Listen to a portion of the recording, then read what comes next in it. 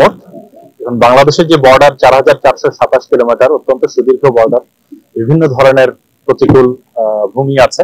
তো সেই তুলনায় আরো বাড়ানো প্রয়োজন, সে বাড়ানোর প্রক্রিয়া কিন্তু চলছে।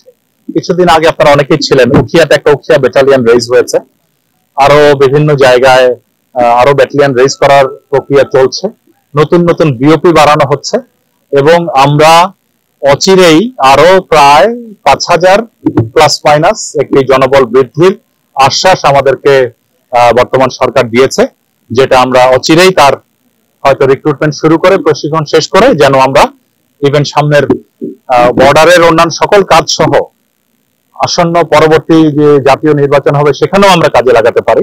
কারণ এই বিষয়ে আমাদের গতকালই একটি মিটিং হয়েছে, মাননীয় প্রধান উপদেষ্টা নিয়েছেন, এই বিষয়ে পর্যাপ্ত আলোচনা হয়েছে। শুধু বিজিবি নয়, অন্যান্য আইন শৃঙ্খলা বাহিনী মাফিক ভাবে হ্যান্ডওভার করা, যদি আমাদের বাংলাদেশি কেউ অবৈধভাবে ভারতে গিয়ে থাকে তাদেরকে কিছু কিছু জায়গায় বিএসএফ কে আমরা বুঝিয়ে একটা নেগোশিয়েট করে মিটিং এর মাধ্যমে আমরা নিশ্চিত করেছি তারা আমাদেরকে অফিসিয়ালি হ্যান্ডওভার করছে কিছু কিছু জায়গায়।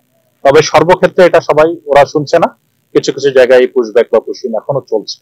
তো আমাদের এই বিএসএফ কে বলার পাশাপাশি আমরা স্বরাষ্ট্র মন্ত্রণালয়ের মাধ্যমে আমাদের পররাষ্ট্র মন্ত্রণালয় বলেছি, পররাষ্ট্র মন্ত্রণালয় থেকে একাধিকবার ভারতীয় হাই কমিশনে লেখা হয়েছে, আমাদের বাংলাদেশি যে দূতাবাস রয়েছে ভারতে সেখানে লেখা হয়েছে এবং ভারতের দূতাবাসে যে হাই কমিশনার আছেন তার সাথেও আমি যোগাযোগ রাখছি। তো আমরা এটা প্রতিহত করার চেষ্টা করছি। তো বেশিরভাগ ক্ষেত্রে যারা আসছে তাদের মধ্যেই বেশিরভাগই আমাদের বিভিন্ন ধরনের বাংলাদেশি যারা বিভিন্ন সময় ওখানে গিয়েছিল। তবে শুধু তাই না, কিছু কিছু ভারতীয় চলে আসছে, ভারতীয়কেও পাঠিয়ে দিচ্ছে, কিছু কিছু রোহিঙ্গাকে পাঠিয়ে দিচ্ছে, যেগুলোর ব্যাপারে আমরা শুধু প্রতিবাদ নয়, এবং আপনারাই বিভিন্ন ক্ষেত্রে অনেক মিডিয়াতে এগুলো পাবলিশ করেছেন, বিভিন্ন আন্তর্জাতিক মিডিয়া পাবলিশ করেছে যে যে বিষয়টি একটি মানবাধিকার লঙ্ঘনের শামিল হয়ে যাচ্ছে।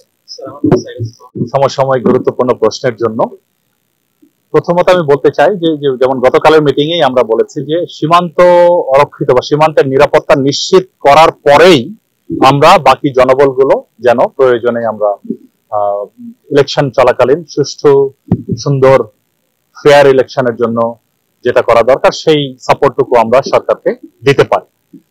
আর যে ট্রেনিং এর বিষয়টুকু আপনি প্রশ্ন করেছেন, সেই প্রশিক্ষণের এই মূলত সীমান্তবর্তী এলাকা সমূহে সীমান্তের ৮ কিলোমিটারের মধ্যে যে সকল ভোট কেন্দ্র থাকে সেখানে স্ট্রাইক ফোর্স হিসাবে বিজেপির নিয়োজিত হওয়ার সম্ভাবনা রয়েছে।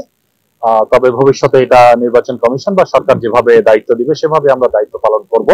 এই ব্যাপারে এই ধরনের কোন নির্বাচন কেন্দ্রে বা ভোট কেন্দ্রে যদি সৃষ্টি হয়, জীবনের নিরাপত্তার হানি ঘটে, সেজন্য শুধুমাত্র বিজিবি তো নয়, বিজিবির পাশাপাশি পুলিশ বাহিনী এবং আনসার, কোস্টগার্ড, সকল স্বরাষ্ট্র মন্ত্রণালয়ের অধীনে যেসব বাহিনী রয়েছে সকলকেই দায়িত্ব দেওয়া হয়েছে এবং এই সকলকে নিয়েই গতকাল এই মিটিংটি ছিল, যেটা মাননীয় প্রধান উপদেষ্টার সভাপতিত্বে স্বরাষ্ট্র উপদেষ্টা মহোদয় সহ এবং স্বরাষ্ট্র মন্ত্রণালয়ের সকল গুরুত্বপূর্ণ ব্যক্তিবর্গ সহ এই মিটিংটি হয়েছে। ধন্যবাদ।